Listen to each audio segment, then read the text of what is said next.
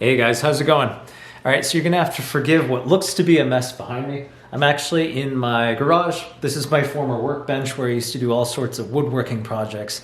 But since we've begun distance learning, I'm slowly but surely converting it into a would-be YouTube studio / office. So we'll see how this goes. But anyway, we're gonna go ahead and jump straight into our series on grammar, specifically the part of speech, which is adjectives in this case. What are adjectives? Adjectives are words which enhance, modify, or describe a noun. And as a reminder, a noun is a person, place, or thing.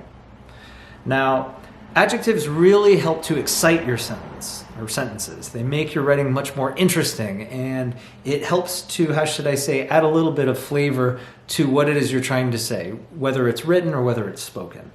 And so words that describe a feeling, the number of something, so a quantity, the color of something by default, those are all different types of adjectives.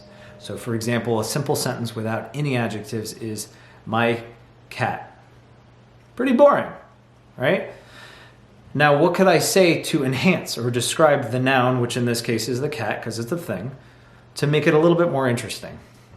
Well, I can say, okay, well, let's be more specific. Well, my gray fluffy cat, Mr. Chunks.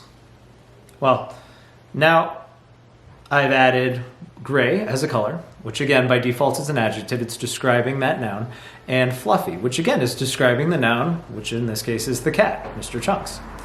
Now, what if I were to give you the sentence, my workbench?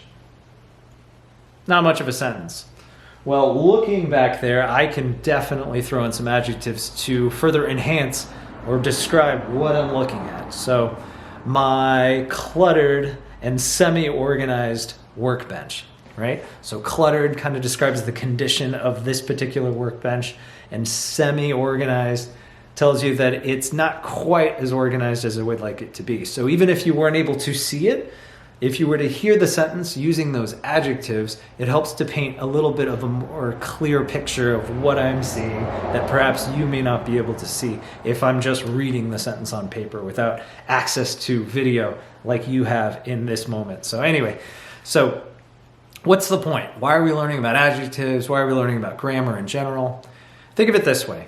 These are just tools you're adding to your toolbox to make yourself a more effective and interesting communicator.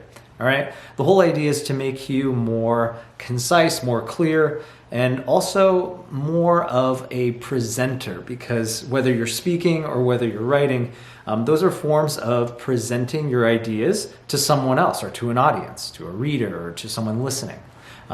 So the more tools you have to be able to present and to be able to share your ideas, the better communicator you're going to be.